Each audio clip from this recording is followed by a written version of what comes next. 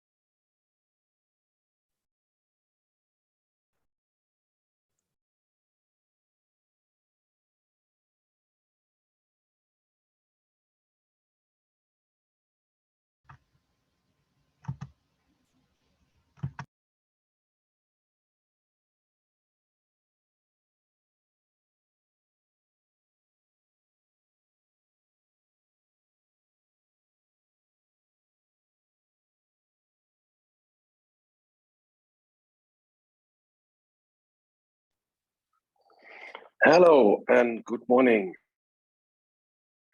to all of you joining us from the Americas. Good afternoon to our listeners and guests from Africa and from Europe. And good evening to you who are joining us from Asia and Australia. My name is Henk Zwartouw. I am president of the European Cyclists Federation and of the World Cycling Alliance. And on behalf of all of us at ECF, at the WCA, welcome to all of you. And thank you for joining us on the occasion of World Bicycle Day, established in 2018 by the United Nations. And so actually this is the 5th World Bicycle Day. So we're celebrating our first five-year jubilee. And World Bicycle Day, of course, for us is a very big day because we believe that cycling is the future. And that is what we are working for at ECF and at the WCA. As European Commission Vice President Timmermans said last year at our Velocity conference in Lisbon, he said, the bicycle is a freedom machine. And I was actually reminded of this recently by a new book by Jody Rosen on the history of the bicycle, in which she recalled that one of the first things that Adolf Hitler did after coming to power, after seizing power in 1933, when establishing his dictatorship, one of the first measures he took was to disband the German Cycling Union. And somehow that seems to prove the point that the bicycle is a freedom machine. And we are seeing that again, actually, now when war is raging in Ukraine, we see the power of the bicycle being reaffirmed. So we, at the European Cyclists Federation, at the World Cycling Alliance, we work for more cycling, not only to promote peace among nations, but also to combat the climate crisis, to improve public health, and to make a better quality of life for all of us. More cycling will enable us to tackle many of the challenges that our societies and our communities are facing. This was proven, of course, by the COVID-19 pandemic, and also now by the necessity to wean ourselves of fossil fuel from Russia and from elsewhere. And we'll all talk about this and more in our upcoming Velocity conference in Ljubljana on from the 14th to the 17th of June, later this month, less than 2 weeks to go. There is still time to register. There are still tickets available. So do so if you have not done so already. Back to today, World Bicycle Day. A special welcome to our esteemed speakers today, who will share their thoughts and plans with us on how the bicycle will shape our future. I know I'm happy to give the floor to Jill Warren, the CEO of the European Cyclists Federation, who will guide us through the next 80 minutes and who will introduce our keynote speaker. Jill, the floor is yours. Thank you very much, Henk. So Welcome also from me. Delighted to have you all joining us today. I have the great pleasure to introduce our keynote speaker today, Ángela María Orozco. She is the Minister of Transportation for the government of Colombia. Has a very impressive CV. She's been in this role since 2018. Previously in public service, she's served as the Minister of Foreign Trade, the President of Pro Export, and the Vice Minister of Foreign Trade. And she's also excelled in a range of senior roles in the private sector, in law, and in academia. And she's also been bestowed with many accolades, such as one of the 100 Global Leaders of Tomorrow by the World Economic Forum, as one of the 10 Outstanding Young People of Colombia, and as a Foreign Trade Executive of the Year as well. So without further ado, I'd like to turn over to Ángela María Orozco. Thank you so much for being with us today. Madam Minister, Your Excellency, the floor is yours. Thank you very much, Jill, and really, I would like initially to thank the European Cyclists Federation for this invitation to celebrate the World Bicycle Day and to talk about our strategies to stimulate the use of bicycles and ensure that more citizens become bike commuters. In relation to the experience, I must highlight that in recent years, especially through the pandemic and now in the economic reactivation stage in our country, the bicycle has established itself as an important transport method in the cities and municipalities of our country. Many Colombians have switched to it as a strategy to avoid congestion, but others for its contribution to health, and others as a way of contributing to the environment, and some others just as a mixture of all those. The aforementioned has become the main reason why the government of President Iván Duque has had a structure different actions and different policies to promote the use of bicycles in our country. Given the challenge that we have assumed as a country to reduce greenhouse gas emissions by 51% by 2030. In Colombia, according to the third biennial climate change updated report of Colombia, published this year, the transport sector emits close to 12.5% of the total greenhouse gas emissions. This number remains stable compared with those we found when we began in government 4 years ago. With this information, we understood that we had to prioritize the decarbonization of the sector, especially in urban centers. To reach this, bicycles had to be one of the main characters. So one of the first actions proposed to mitigate and reduce greenhouse gas emissions was to structure and work on measures that would increase the modal share of this medium of transportation. The goal set was to increase bicycle participation in the daily trips by 5.5% in the top 17 cities of the countries, since more bicycles on the street are fewer polluting vehicles, which results in better quality and therefore improvement of the quality of life of all people in cities. The National Active Mobility Strategy has been structured under the premises of the Millennium Development Goals of leaving no one behind, to respond to differential mobility, especially women, girls, people with reduced mobility and with disabilities, understanding each of these moves with and for different reasons. If we plan strategies that accommodate these needs, we will have accessible and enjoyable cities for everyone. To achieve this, we issued in 2020 our National Urban and Regional Mobility Policy, where we formulated and defined how we are developing the National Active Mobility Strategy with a gender and differential approach. This strategy works under the 5 guiding principles as premises for its approach.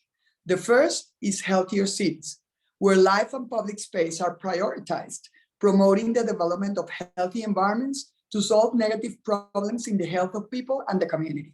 Later on, there is accessibility, as active mobility is not simply about developing transport infrastructure and services. It is also ensuring that all people can access them beyond the social, economic, and physical limitations associated with movement. The third principle considers the diversity of people. In this sense, users have diverse needs when they are moving, for which transportation must offer different alternatives.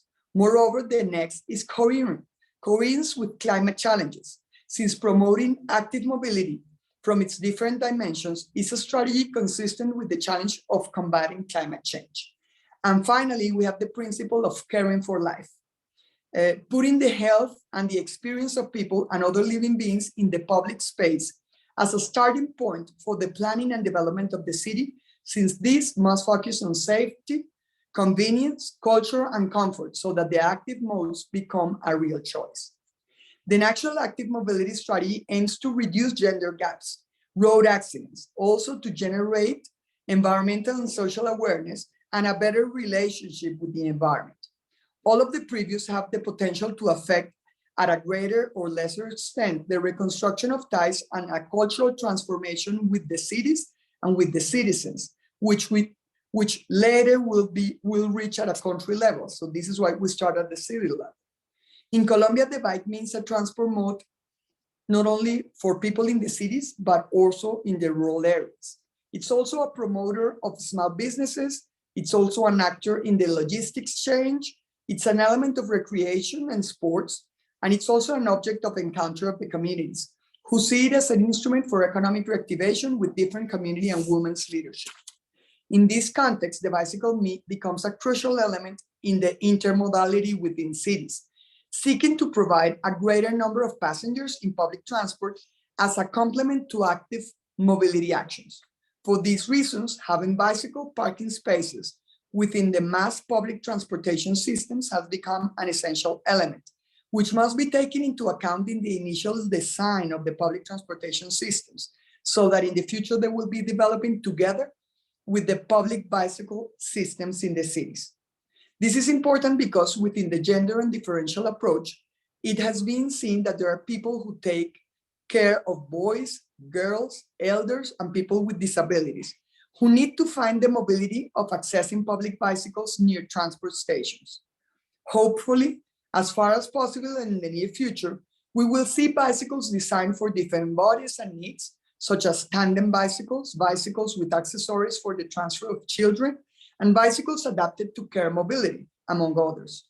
This intermodality with a differential perspective will significantly contribute to first and last mile trips, strengthening the role of the bicycle beyond a mean of transport to turn it into a vehicle for equity and also for inclusion. Now, all necessary actions to encourage and promote cycling must be accompanied by a very important road safety component aimed at both cyclists and the other road actors. Having greater participation of the bicycle in the transport network also translates into more lives to take care of. This because along with pedestrians and motorcyclists, cyclists are the most vulnerable road actors. Bearing in mind that road safety is done by all of us, it's a responsibility of all the society. In Colombia, we have developed important work to make the importance of cyclists visible and ensure that all road actors understand their rights and their duties. Below, I would like to share with you now an example of one of our awareness campaigns. La bicicleta es uno de los medios de transporte en el cual pedalean día a día millones de sueños. Por eso queremos una vía donde se respeten peatones, ciclistas, conductores, motociclistas y las normas de tránsito. Todos podemos estar en la vía, así que mantén la distancia, protégete y protege a los demás, porque rodar tranquilos es movilizarnos de forma segura. En la vía, abraza la vida. Aware of the challenge that the growing use of bicycle imposes on road safety, and in line with the postulates of the new decade of action for road safety defining the Stockholm Declaration of 2020, in Colombia, we're adopting as a policy the SAFE system that, as many here already know, is based on recognizing that road accidents are avoidable. For this, it must be promoting a system in which road actors interact, which includes safer infrastructure, safer vehicles, safer speeds, and of course, safer users. Understanding the vulnerability of cyclists, the National Road Safety Agency, as an entity attached to the Ministry of Transportation, has been promoting strategies focused on the prevention and mitigation of road accidents within the framework of the implementation of the SAFE system approach.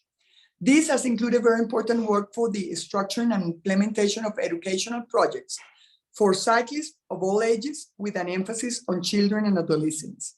An example of this is the Bici Destrezas program, which promotes the improvement of safe bicycle driving skills, the diagnosis of the mechanical conditions of the bike parts, and knowledge of mobility regulations. It is an initiative that have carried out throughout the country and that during the first half of 2022 will raise awareness among nearly 40,000 cyclists. Due to its potential, an exclusive strategy for boys, girls, and adolescents have been also developed, which will take place between July and December of this year, in which it is expected that nearly 24,000 young cyclists will participate, hoping that they can become replicators and multiplicators of the knowledge that they acquire. A strong progress has also been made in the development of educational guides and tools for citizens. Here, I would like to highlight the publication of the Cyclist Protection Guide, a digital pedagogical tool that seeks to present content aimed at all road actors on how to act to prevent and mitigate the risk to which cyclists are exposed when interacting with other road actors on a daily basis. This tool also presents alternatives to avoid risky behaviors and promotes regulations for this road actor. It is currently the most downloaded resource of our virtual school for road safety, a virtual space dedicated to promoting pedagogy on the subject of road safety. In this area, we are also developing a profound update of our design guides for signage, pacification, and road design. We need safer roads. The objective of this is to have safer roads that are friendlier to cyclists and protect them, taking care of other vulnerable road actors along the way. Finally, another front that we work to take care of our cyclists is through research. From the agency, we carry out different works to achieve the identification of conditions and risk factors of the users of active transport. This included a characterization of users and their trips, as well as the identification of intrinsic and extrinsic risk factors in the road safety for active mobility users, obviously including cyclists. This was implemented in 10 of the main cities of Colombia and allowed us to show the external and the internal risk factors that affect our cyclists. Among the external ones, we find among the most problematic the inadequate condition of the infrastructure and the excessive speed of the motorized road actors, while among the internal are the non-use of personal protection elements and the non-compliance with traffic regulations. As a result of all these investigations, we launched awareness campaigns appealing to emotion. The following video is part of one of those campaigns. Todos compartimos la vía. Si Carlos hubiera respetado el límite de velocidad indicado, su tiempo de reacción para detener el vehículo habría sido oportuno. Y no tendríamos esta tragedia. Diana es una persona como tú, solo que hoy iba en bicicleta. Era más vulnerable. Esta persona puede ser tu amigo, tu hija o en otro escenario, tú. Todos compartimos la vía. Respeta los límites. Respeta la vida. This is why today in the World Bicycle Day, we are making an invitation to all social actors to promote the use of bicycles from their role, articulating themselves to improve existing policies and plans. In addition, to work as a team with their governments, with also the regional governments, to generate new knowledge around it. The bicycle is more current than ever today. Let's help it consolidate itself as the means of transport of the 21st century. Thank you very much. Thank you so much, Minister Ángela María Orozco. That was very inspiring, very informative. You know, it's really great to hear what's going on in Colombia, what you've been doing, you know, through your ministry to help improve conditions for cyclists and raise awareness and really make it much more of a cycling country than it already is. So thank you very, very much for that. Delighted to have you with us today. So, okay. We will now move on from that excellent keynote speech with also some very interesting videos to our panel.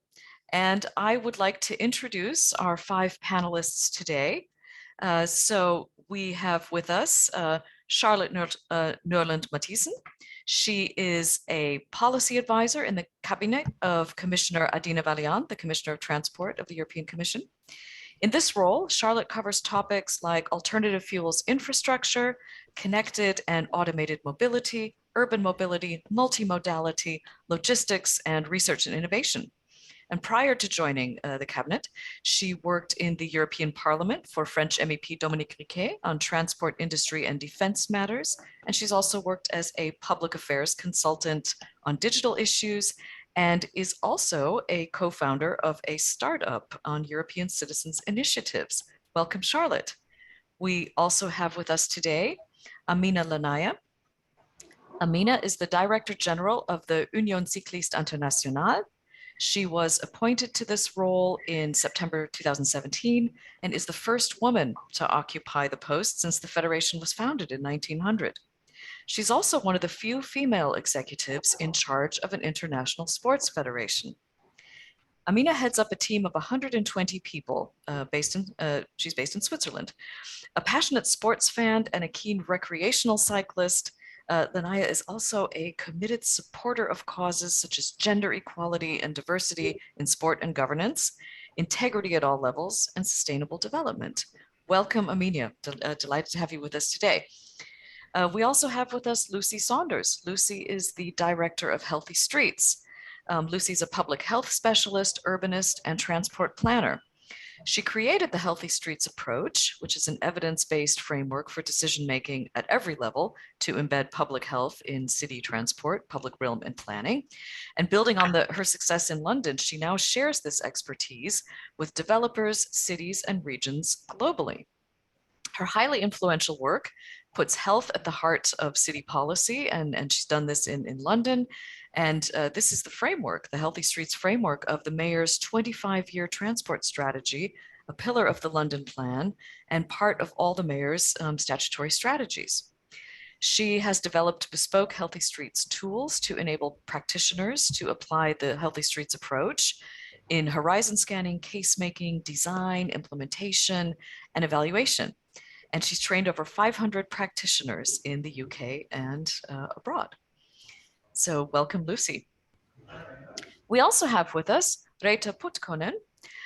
Reetta is the director of the City of Helsinki Urban Environment Division. She is the chief of the Street and Traffic Planning Department in Helsinki. And in this role, she's responsible for the management of 4 planning units and approximately 100 employees. She's had a long career in traffic planning, both in the private sector and now as a public servant. And she says she's doing her dream job in this role and feels a great responsibility for taking Helsinki forward towards a sustainable traffic system which works for all people in the capital of Finland. Welcome to Reetta. And last but not least, we have Martin Bloom, who is the cycling coordinator of the city of Vienna. So Martin is Vienna's representative for All Matters Cycling and the managing director of the mobility agency Vienna, which is a company owned by the city of Vienna. The former head of policy at an Austrian NGO for sustainable transport. He's got many years of experience with mobility and communications. And after advising decision makers in transport policy, he became the representative for Cycling Matters in Vienna in 2011. And he is the face and coordinator for cycling in Vienna. So we're also very interested to hear what Martin has to say. So welcome again to our panelists, and thank you for joining us. And in this first round, I would like to start with Lucy. So Lucy Saunders, please tell us a little bit more about the Healthy Streets approach that you've created and what part the bicycle can play in making our streets and the people who use them and live in them better and healthier. Well, everyone here could easily assess how healthy their own street is. Imagine you're out on your street right now. If you were cycling along your street, could you comfortably cycle side by side in conversation with a friend? Would there be shade and shelter if you needed it, somewhere to park your bike? Would it feel quiet and calm and relaxing? If it did, then you probably would be on quite a healthy street. But I imagine many of you, when you think about the streets that you travel along, don't have that kind of experience at the moment. And this is the challenge that we're facing. So you don't need to be a public health specialist to know that we don't have very healthy street environments at the moment, and we have a very long way to go. So the health harms that we're experiencing every day, whether we're cycling or walking or just inside the buildings that line those streets, include noise, road danger, air pollution, severance, and one of the biggest ones is that lack of everyday physical activity that we really need as a building block for our healthy lives. So the Healthy Streets approach is a framework. It's a framework that we can use to transform not just one street at a time, but the whole city or the whole town, to shift our streets from being less healthy to becoming more healthy. And this is not done by spending more money, it's done by changing our priorities. Most of us are living in places where the priority for our streets for many decades has been making it easy for cars to move through and cars to park. And that has been at the expense of our health and our quality of life. So Healthy Streets is about redressing that and making sure that our priority is healthy places for people, streets for people. And the Healthy Streets framework is based on these 10 indicators that we can use to assess where we need to be putting more of our efforts. And they're all based on the human experience of being on a street. So we can look at our city streets and identify what we need to do differently systematically across a city to make sure that our environments that we're providing for people are really healthy places. And cycling is a key ingredient in delivering healthy streets. We know that there are so many journeys at the moment that could be switched from car to cycling. They might be a little bit too long to be enjoyable or possible to do on foot, but they could easily be done by bicycle.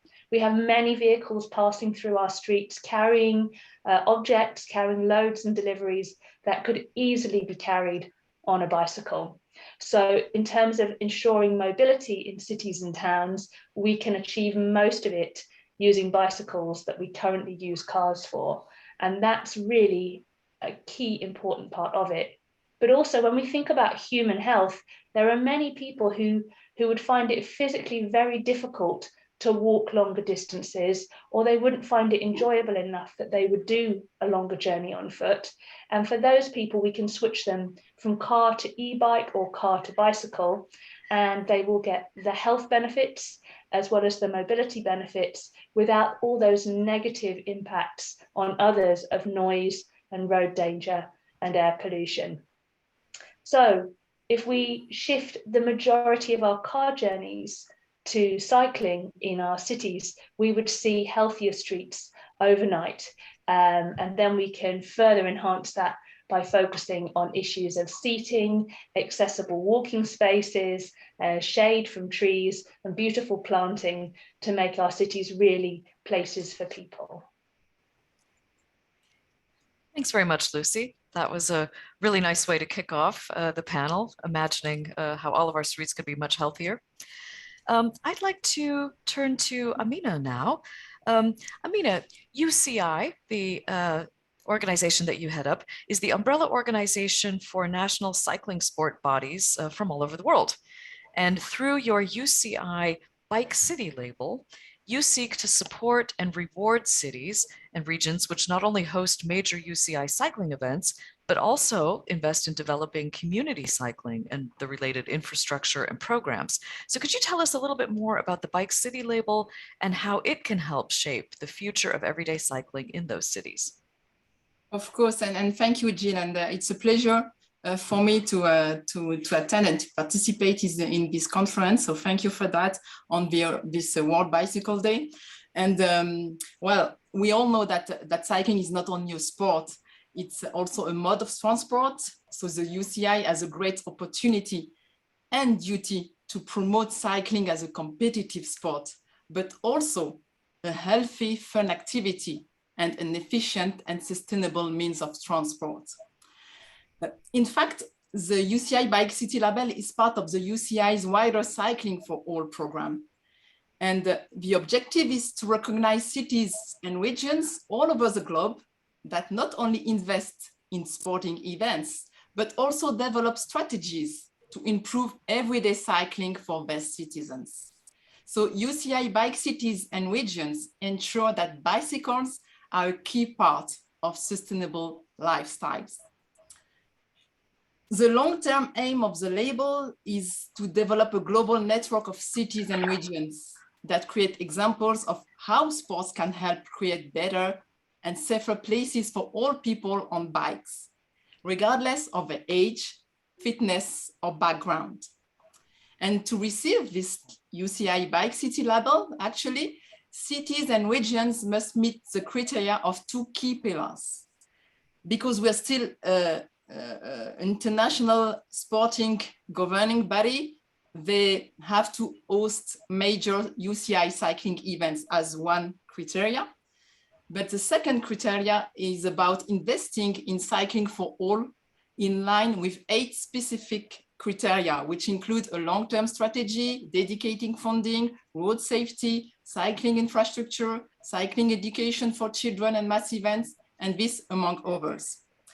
So this label gives cycling a stronger legacy and increases its positive impact.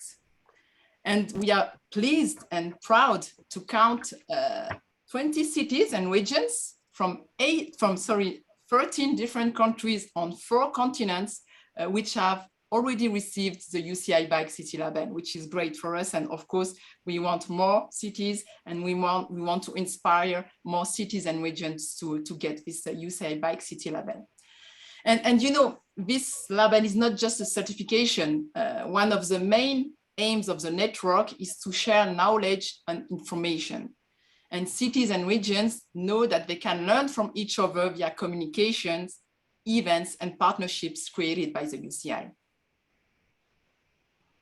Okay, thank you very much, Amina, for sharing the information about the Bike City label, and how the sporting side of cycling can also be a strong influencer for the everyday cycling part. I'd like to turn to Martin now. So Martin, you're responsible for cycling in the city of Vienna. I have to say, one of my favorite cities, and I go there quite regularly. Was just there a couple of months ago for the Austrian Cycling Summit this year, where there was also a fantastic bike parade and activities around that. Austria is one of the countries in Europe that, according to ECF's analysis, has a national cycling strategy in place. One of only, I think, 13 European countries that has a current valid strategy in place.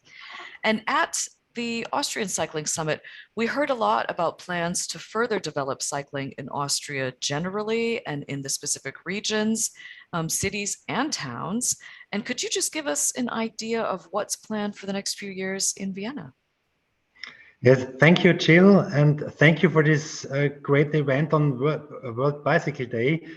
I think it's great that since 5 years this day exists officially, and it's well deserved because the contribution of the bicycle, of cycling to a better world and even to the UN Sustainable Development Goals is really, really big. So I'm lucky that I'm here and then that we have this event today.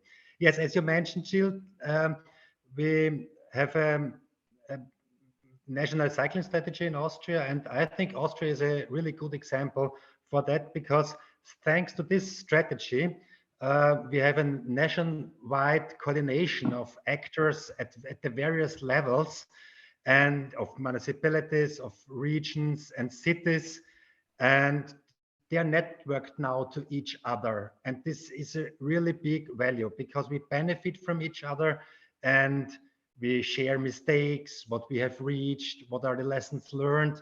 So, and I think the steps we come forward are bigger now than they were before the National Cycling Strategy did exist.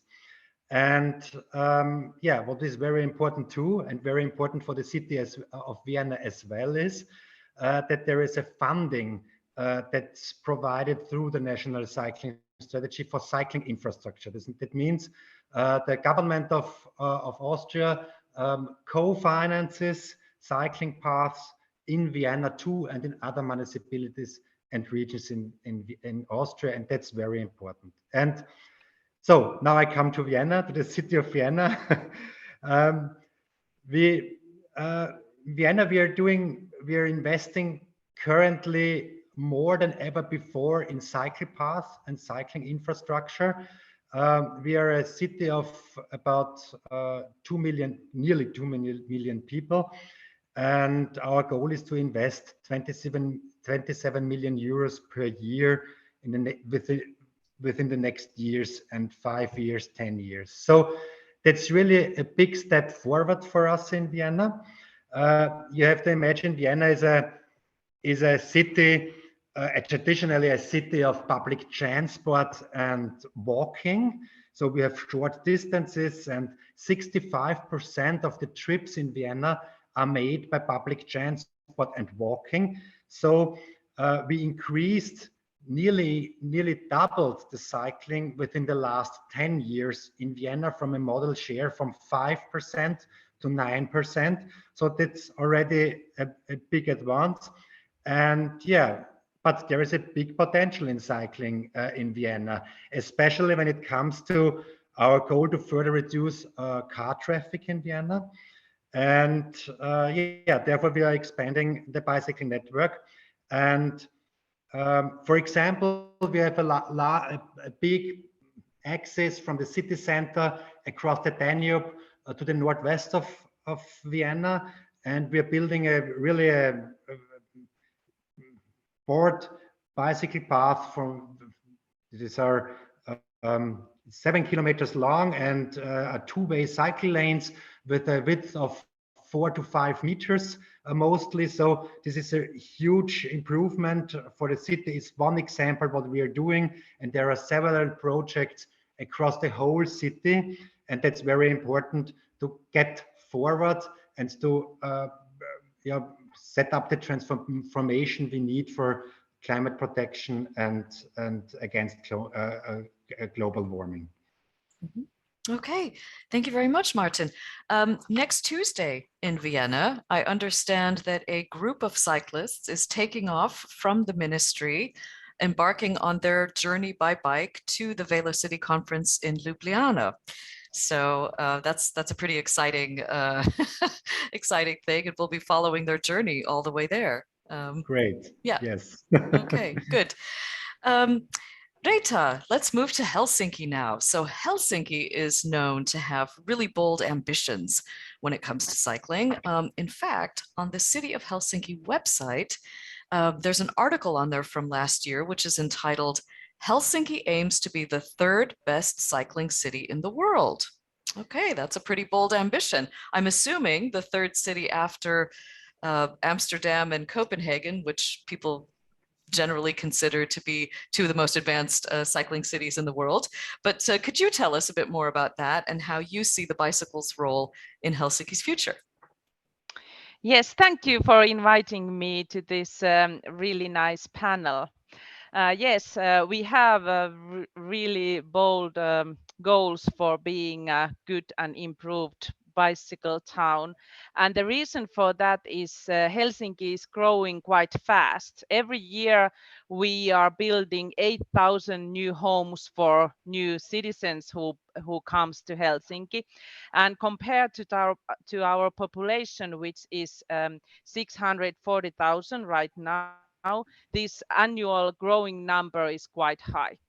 So fastly growing city need ambition goals for transportation system. And we need to also questionize the used habits that we are having now and how we've been used to mobility.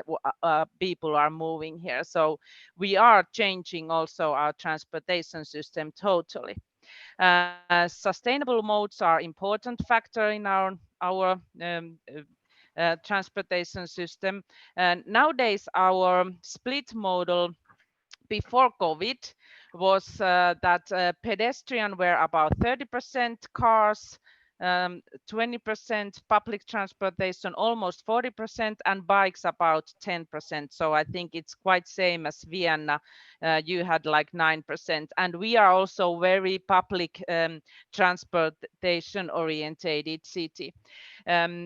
During the COVID, our public transportation mode reduced dramatically, and unfortunately our bike remains quite same, the 10% inside of the city trips made by bike, and which growed a lot was pedestrian trips. So walking was 52% of the trips made inside of the Helsinki were done by walking, which means that our services are quite near of everyone. And when we were working at home, so all the trips we made were quite near of our homes. Okay, so growing and lack of space is one reason why we are improving the bike traffic, but also, the other reason is that we want to be carbon neutral city by 2030, and also healthy city is something that all cities would like to be, and Helsinki as well. So improving bike infrastructure is one good action to be carbon neutral and also be more healthy. Our streets will be then healthier. Then shortly about the actions we are doing in Helsinki to be the very good bike traffic city. Our focus is to build continuous network for bicycle. We know that these streets cannot be changed one night. We need some time to make the traffic arrangements so that it is safe and nice to bike on our streets. And it's not just the bike infrastructure, it's also how we create our car traffic. For example, speed limits in our city so that cars and bikes can go and use the same lane. So we make quite big changes for our speed limits. All our residential streets are 30 kilometers per hour. Our major streets are 40 kilometers per hour, and only suburban major streets are 50 kilometers per hour. So we have done improving also by changing the car traffic, improving the bike traffic. The budget for creating the network for bike traffic is annually 25 millions. Okay, that I don't know if that's a lot or not comparing to our whole budget for infrastructure annually, which is 300 millions. 25 millions is not so much, but it is still 5 times bigger than our government is spending for bike lanes. So it is just a couple of millions that Finland is actually spending. So comparing for that, city of Helsinki is doing quite okay. And we have increased that amount, 25 million in last 10 years. So it was much lower before. And also we are improving the bike parking, temporary arrangement attaching to street works, and also how we improve the winter maintenance, because we have 4 different seasons. We have quite a lot of snow during the winter. So, and we want to be world's 3rd best city in bicycle in every season. Thank you. Okay, thank you very much, Reetta. Really great to hear what you're doing in Helsinki. Yeah, well, Charlotte. Now, Charlotte, we would like to ask you some questions from the European Commission perspective. So the European Commission released several proposals in recent months, which had some really good news in them for cycling.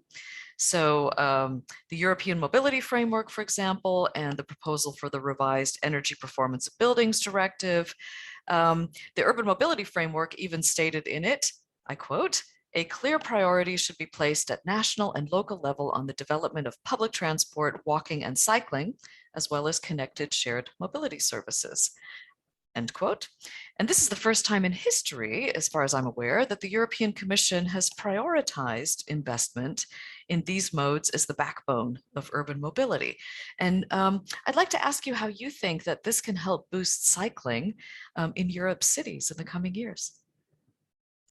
Thank you very much, Jill, and thank you for inviting me here today. Indeed, and as you say, I think it's can really be characterized as a milestone, as a historic moment in the EU policymaking, where I think with this new urban mobility framework, we've had a breakthrough for cycling, and the way that cycling and walking, of course, as active modes, have been prioritized in this new framework and action plan that was announced in December last year. We're really going to the next level. Of course, for the European Commission, it's still very important that what we can help with is to support cities in their task to strengthen cycling, of course. So we still very much want to respect that that it depends, of course, what the solution depends how the city is and what the city wants to do. But we are here to help and support as a, let's say, framework, or in terms of funding, of course, also, but also framework and guidance. And one thing that the big chapter that we have on cycling and walking and healthier mobility in this framework was underlining is the important links between cycling and, more broadly, transport, safety, inclusiveness, connectivity, and health. So this is why really today also cycling has become this flagship for the European Commission as well. And you mentioned it, and one way that we're looking into it is through the sustainable urban mobility planning. So this is, of course, the plannings that's done at city level, but at the Commission, we're then putting in place a concept, or a SUMP concept that will come out later this year, where we will give guidance on how a sustainable urban mobility plan is best developed, and what it can include in terms of active mobility. And we really want to put a focus on walking and cycling in this new concept that's coming out later this year.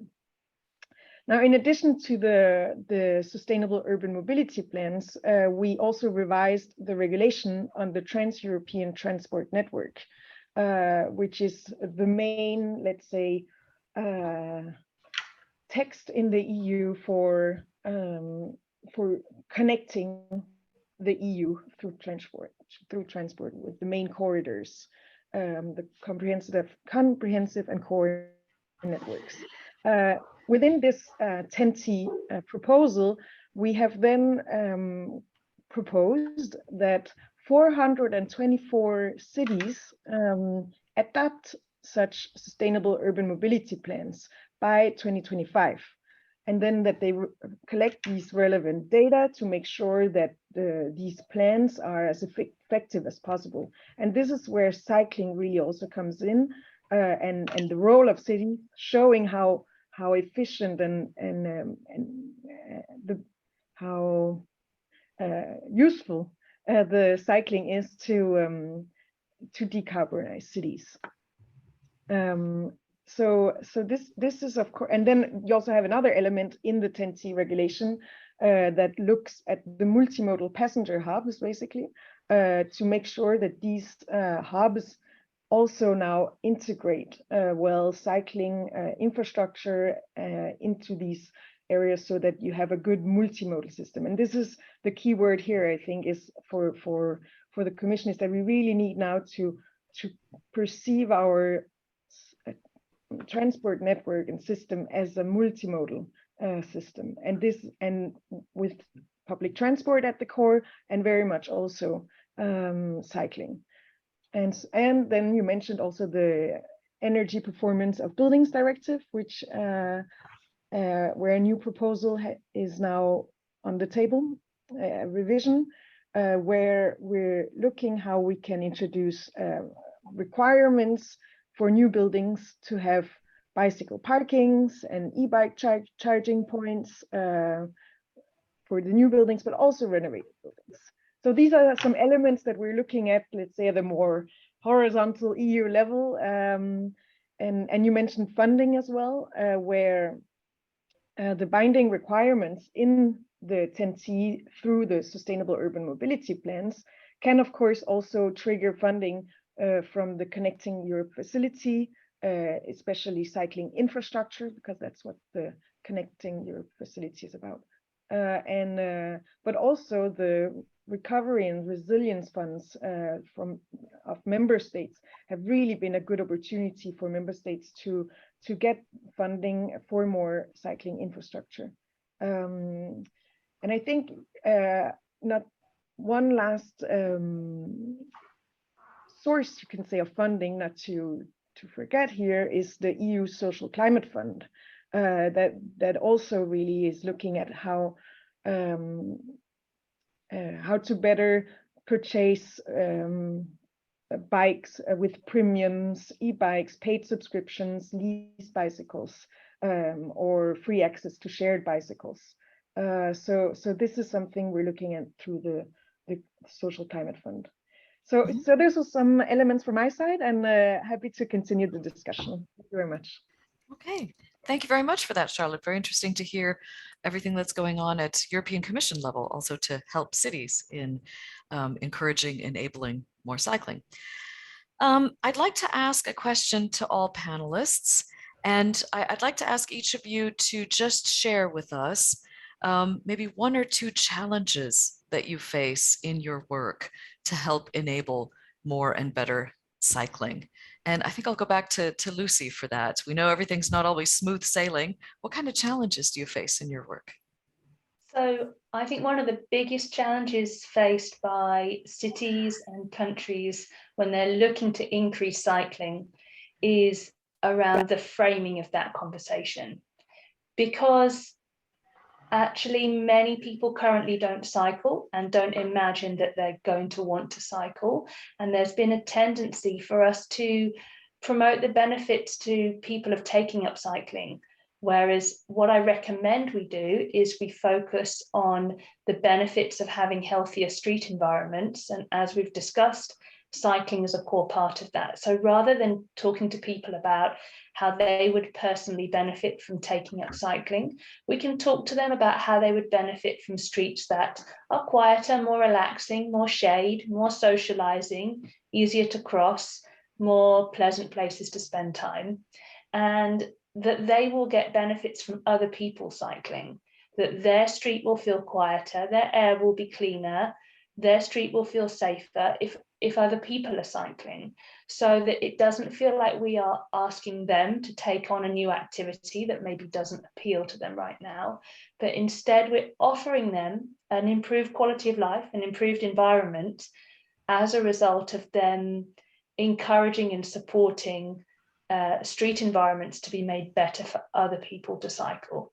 So it might sound a little bit strange, but I think in my experience, that has been a much more effective way of getting the majority of people on board with the changes that we need to see to make streets good for people cycling. So in my Healthy Streets training, we talk a lot about what imagery we use, how we present people who are cycling, what language we use, what words we use to describe what people are doing, and the tone and style of all of our communication, so that it doesn't feel combative towards people. It doesn't feel like it's putting people into different groups, people who cycle and people who don't cycle, but it's very much framed in terms of giving people opportunity, giving people a better quality of life, giving people a better environment. So I would say framing and thinking very carefully around how we frame conversations is key to unlocking the change we need for improvements for cycling. Okay, thanks very much for that, Lucy. Amina, what challenges do you face either in your bike label program or any of the work that you do to encourage and enable more cycling? Well, I would say the main challenge faced by cities or hosting our events and national federations looking to increase cycling among the population is to convince public authorities of the need to commit to policy decisions and government funding. And as a result, they come to us asking for instructions, blueprints, and other materials which can help them convince government authorities of the benefits of cycling, but as well guidance on how to develop infrastructures, programs, and public campaigns. So we have been working on collecting examples of best practices from expert organizations around the world. And this is where we could clearly benefit from additional examples, tools, and guides. So to the experts around the table, this is where we will benefit from expertise by being able to share your documents with the global cycling family. So we know, at the UCI, we have Isabella that you know working in our department, Cycling for All and sustainability. She's available. She's really a great asset for the organization and to help our members, national federations and other stakeholders. And if we can share best practices, and I know it's the case, we really want to continue and working together. And it's true that, the COVID crisis also allowed us or learned us how to work better together and to be stronger together. So really, that's what we need to achieve. And I know that we can count on you. Thank you. Okay, thank you for that. Moving to Martin again. So Martin, in Vienna, what kinds of challenges do you face in trying to implement your vision for more cycling in the city? One challenge is to get as many decision makers and stakeholders behind ambitious cycling policies. So as many other cities, Vienna has lots of districts and district mayors and district governments. So we need to get them behind these policies to change our streets for better or for safer cycling, to adopt the streets for hotter temperatures in the future.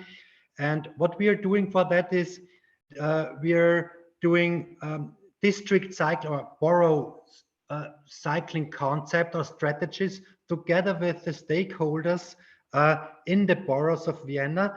And we have success with this. So we say, okay, we work with them together a few months, and then in the end there is a list of streets or cycle paths that we will build in the next year. So, and then we have a list 2025, 2024, this project, 2023, another project. And so we are working with them. And I think this works quite well. And we also use synergies with, people want more trees. It's, as Lucy said, not only cycling in the focus, but people want broader sidewalks, more shadow and trees. So I have an example for that.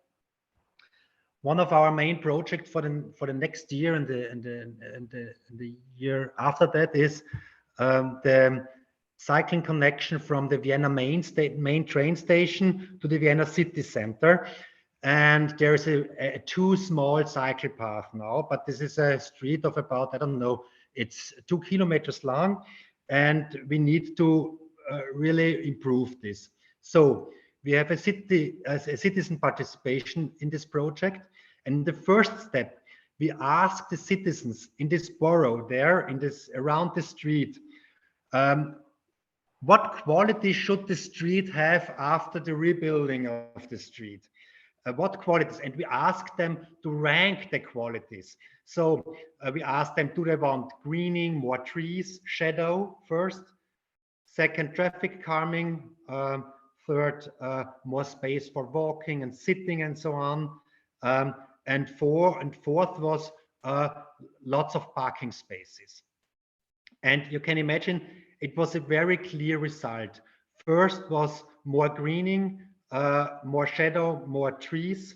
Second was traffic calming. Third was more space for walking.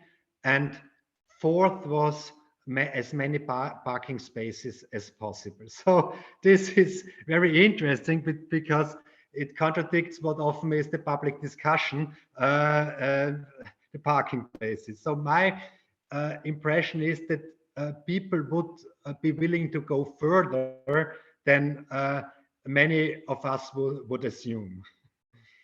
Okay.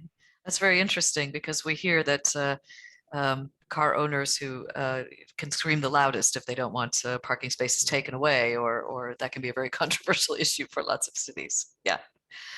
Okay. Reetta, I'd like to hear from Helsinki what you perceive as some of the biggest challenges in implementing your cycling strategy and policies. Yes, so my perspective, one major challenge is the achieved benefits people have used to have and try to change them. I mean, like car lanes, there are like 2 or 3 car lanes. We want to take one off and creating more trees and more bike lanes, and it facing quite resistance. And also street car parking, which is we have a lot of housing car parks on the streets. It is quite hard to take these off and turn streets more attractive for all.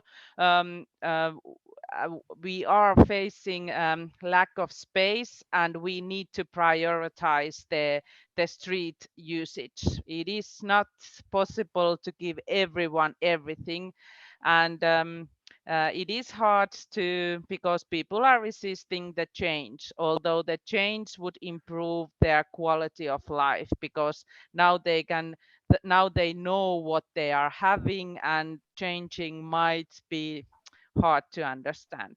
And I also agree with Martin what you just said, that that our streets are not just changing because we are improving the cyclist infrastructure. In Helsinki, we are also making the streets more green, and it is quite hard to plant a tree on a cycle lane. So we need room for trees, and we need room for bike infrastructure, and still we can't have like 50 meters width streets in all streets. Of course, we have that wide as well, but normal streets are 20 meters or 25 meters. To fit everything there, it is quite hard. So the answer is that we have decreased the speed limits so that cars and bikes can use the same lane. So then we can fit also the trees on our streets.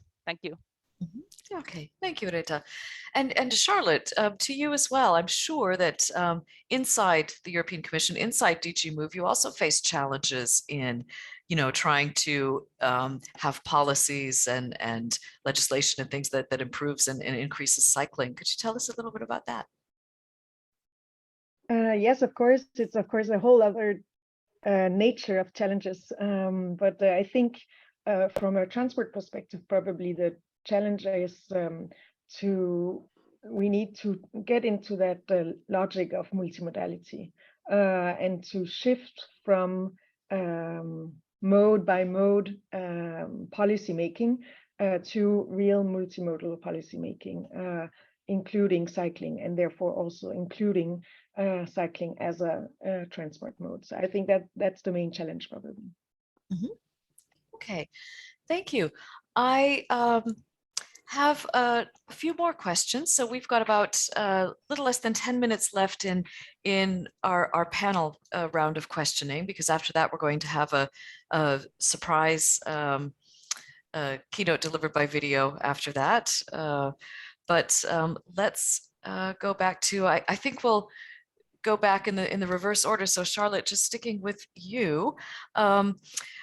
So lots of cities have ambitions to become climate neutral by 2035 or even 2030, in line with the Commission's Climate Neutral Cities mission. And, could you just summarize the role you see for the bicycle in helping to shape that climate neutral future for a city? What do we need to be doing for bicycles? Yes, I think in the end, it's up to every. Also, it starts with oneself, of course, and so it starts with every company, every institution, every organization needs to take on the bicycle, and the European Commission is also doing that and has a new mobility, you can say, plan. And that is also including cycling infrastructure and really developing the way that the Commission staff can use cycling to go to work, and so yeah, I think that would be my main message here, if I should be short. Okay, thank you. Reetta, going back to Helsinki, do you have a piece of advice to give your colleagues around the world in other cities who want to create more of a cycling culture, or who want to compete with you to be the third best cycling city in the world? Yeah, I can easily reveal our secrets. One thing is that we need different level plans. We need the strategical level where we put the goals and the action plan in total CD and what we need to do. Then we need the operational level where we already plan like general level solutions. And then we need really good construction plans, because the devil lives in details, like we say in Finland. So we need fluent new infrastructure. So different level of plans, and for strategical level, when politicians are committed to the strategical level, then it is easier to get the more detailed level plans to be accepted as well, when they have already said yes to the strategical level. So different level plans is my answer. Okay. Martin, what piece of advice would you have for people in roles like yours in cities around the world in their quest to improve cycling? Yes, maybe have visions first, and then reinforce things where something is already happening, where something is going towards the right direction. For example, in Vienna, there was a light trend towards cargo bikes a few years ago, and then we introduced the cargo bike funding scheme in Vienna, and it exploded nearly. So it's part of the face of the city now, our cargo bikes, and yeah, doing like that, always observing where's something possible and then go in there. Okay, I noticed that you've also put cargo bike parking spaces in Vienna. I saw one in Alserstraße when I was there. Okay, Amina, could you share an interesting lesson with us that you've learned in your work to promote more cycling? Yes, so as I said before, so one key lesson from recent years is that we can create a stronger voice by working together. It's important to collaborate, create partnerships, and send out joint messages about the importance of everyday cycling. Together, we can have a much stronger impact when it comes to public policy and changing society. And you know, the UCI counts 201 member national federations, so that's a lot. And they can all help amplify the link between sport and transport in their own countries. And looking more widely at the active transport ecosystem, the UCI has collaborated with organizations such obviously as ECF, SLOCAT, ITDP, UN agencies, and NGOs around the world. And this element has been a key pillar in our recent work. One practical example of our combined power was the open letter developed with the ECF before COP26 in Glasgow last November. As you know, this letter was signed by 350 organizations around the world, and it urged governments to cut transport emissions by investing in cycling. Thank you. Yeah, we enjoyed working on that with all of our partners around the world, and very prominently with UCI as well. So that was great. Lucy, could you share an interesting lesson learned with us? So here's something really simple that I think everyone can take away, which is what I have seen is places where people cycle, those people see the world differently.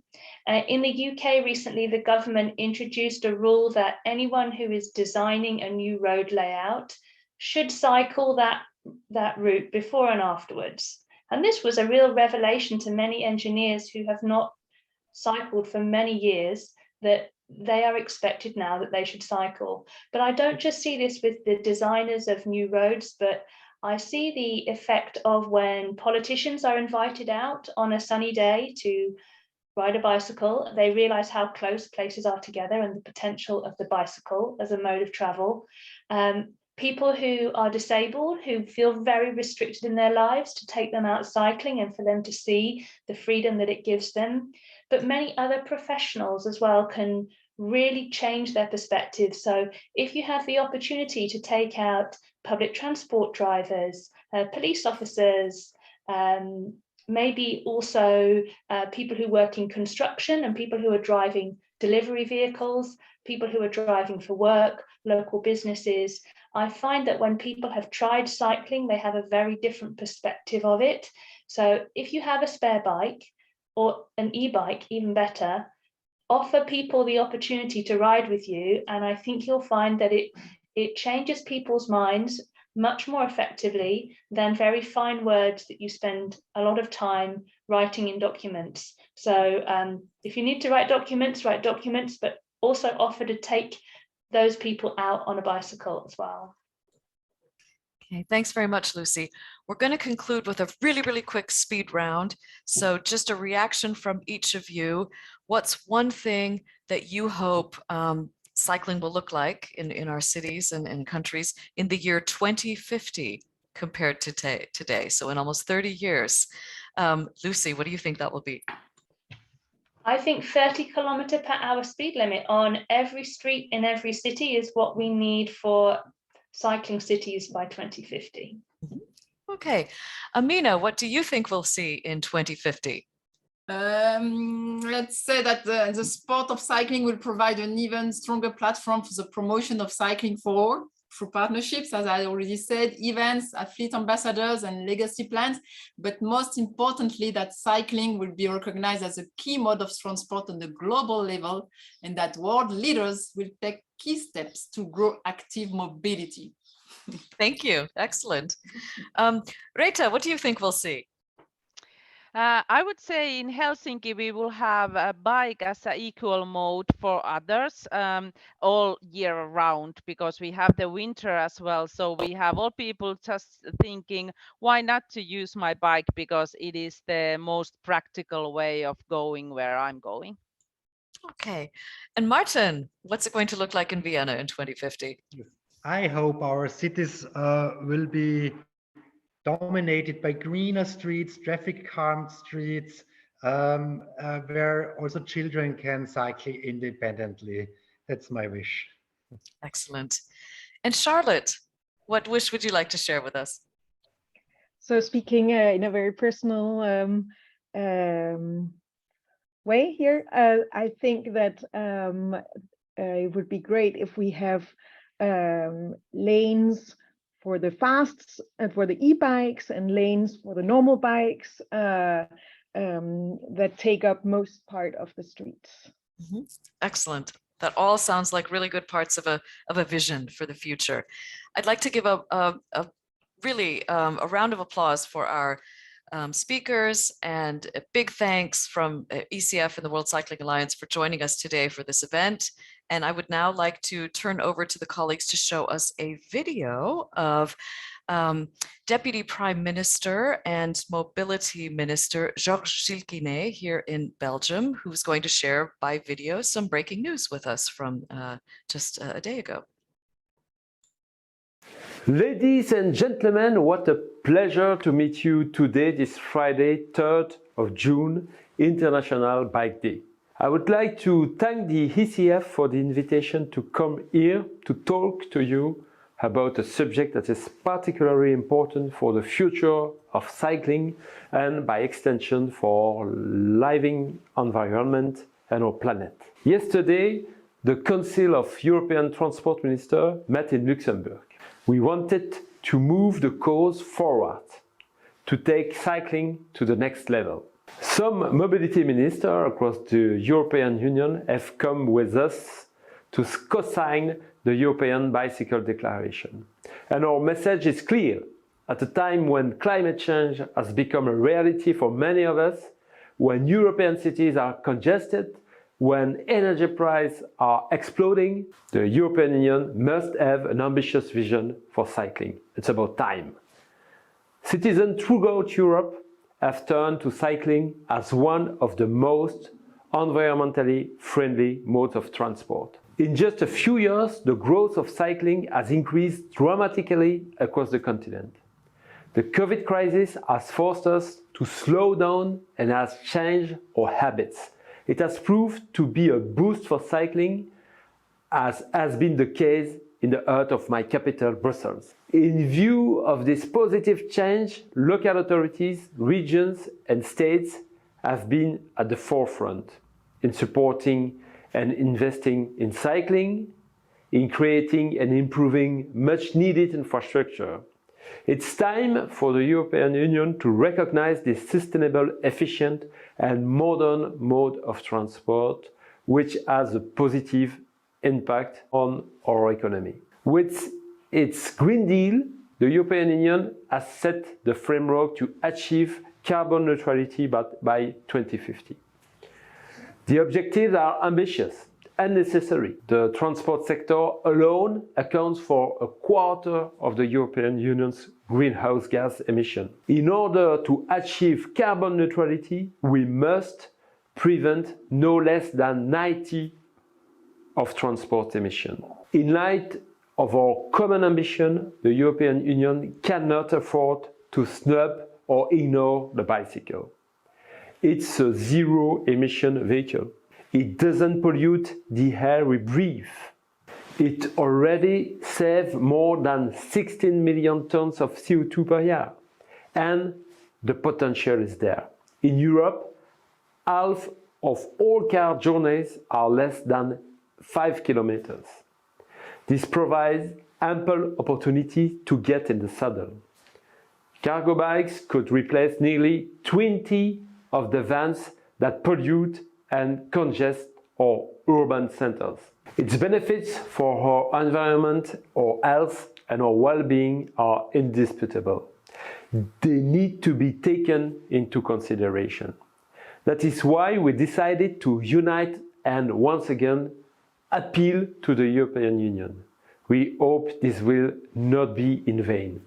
And we will continue with the appeals until they are heard and concrete action is taken. Now, more than ever, the European Union needs an ambition and clear political vision to convince more and more Europeans to get like us in the saddle.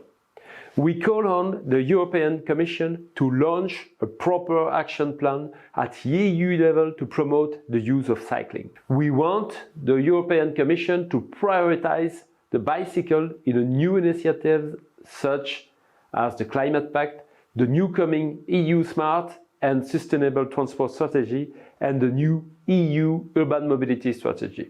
The EU needs to allocate more funding to bicycle policy, for example, under the European Green Deal. We also want to raise awareness in Europe and among its citizens of the advantages of cycling as a sustainable, efficient, modern mode of transport with a high positive impact on the economy.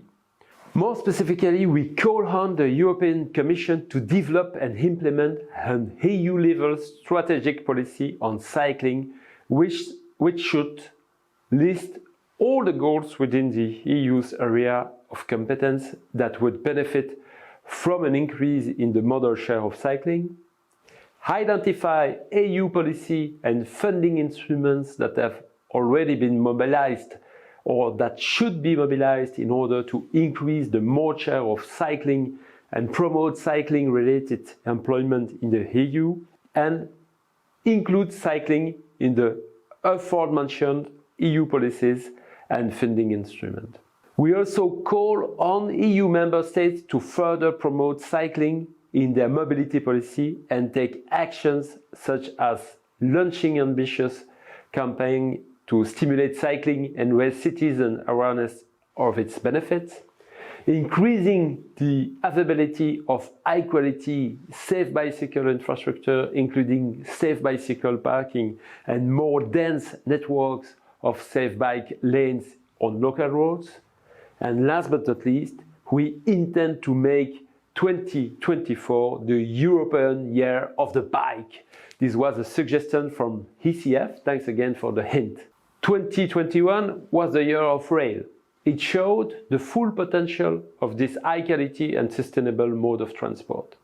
It was an opportunity to show the European that the train is more than ever modern. We want 2024 to highlight an equally promising mode of transport, cycling. It will show us all its benefits and what it still has to offer in the future. Like the Connecting Europe Express crossing the whole of Europe, we want to get Europeans in the saddle all over Europe so as to raise awareness of its benefits and promote its use.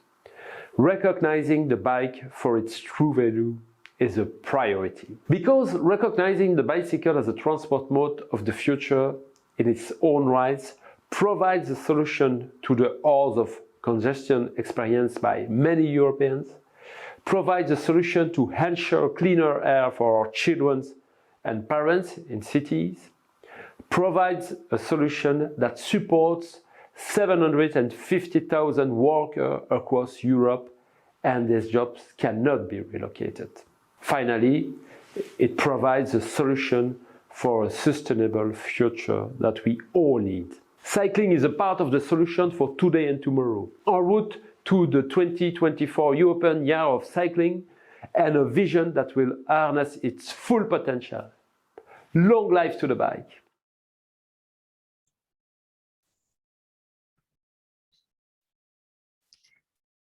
So that was very exciting to see that speech from Belgian Deputy Prime Minister and Transport Minister Georges Cycliste. Great to have such champions for cycling who are really on board with all of the things that need to be done and are helping to catalyze their colleagues all around Europe and the European Commission to do more. So with that, I would now like to reintroduce our President Henk Zwartouw for some brief closing remarks. Thank you. Thank you very much, Jill, and thank you for to all the speakers for the inspiration. I know that Georges Cycliste, he can maybe not hear me, but of course, I think it's an excellent idea, an excellent proposal to have 2024 as the year of the bicycle. And actually, I would be so impatient that I would suggest that we skip 2023 and that from 2022, we immediately move on to 2024. So we can start the year of the bike. But seriously, my takeaways from today are that you remember the book, I think it was written by Hillary Clinton. It said, it takes a village. It takes a village to raise a child was the subtitle. But as cycling is concerned, I think my lesson for today was that it takes the world, it takes all of us at all levels, and we need to work at all levels, from the neighborhood committee, the local neighborhood committee, to the United Nations, the World Bank, the European Union, the World Health Organization, the global organizations, but also all the levels in between. The national governments, we have heard the very inspiring examples from Ángela, María from Colombia. We have heard Georges Cycliste from Belgium, from the national government, explaining what they are doing to further this cause. And then there are, of course, the city governments, Rita and Martin, working for the cities, and so many of their colleagues all over the world, all over the continents. And there's civil society, not only we ourselves at WCA and ECF, but also Lucy's organization, what they're doing, and the UCI, which works globally, but achieves the results on the local level. I have not been asked for my vision for 2050, but I would say that I would wish to have all our cities to be mostly car-free, with active mobility and public shared transport being the dominant modes. And 2050, it's still far away, and I think we will have transport modes that we even haven't thought of yet, the way technology is developing. But so I'm mostly very curious about what the future will bring. And let's not forget, as far as active mobility is concerned, until the turn of the last century, there basically was only active mobility, particularly in an urban context. People walked, some of them who could afford to ride a horse, but most people walked. And in parts of the world, that's still the most important mode of transport, active mobility. Walking, cycling was a great technological improvement around the turn of the last century. And until 1920, cycling was dominant in our cities and in many places in the world for even longer. So what we are watching now, what we're experiencing now, what we are working for is actually the second coming of the bicycle, the second coming of active mobility. I think the time is now that the winds of history are blowing in our direction, so that we will be able to reap the benefits of more cycling, more active mobility in our cities. Our guests from Asia must be tired by now and longing to go to bed. But for the others of us, I look forward to seeing you at Velocity. I hope you will be coming there in 12 days from now. But for now, I don't know how the weather is at where you are, but where I am, it's glorious. So I actually intend to go outside, grab a bicycle. We've been inside for long enough. So let's go out there and ride our bicycles and show what World Bicycle Day is all about. Thank you so much for coming. Bye-bye.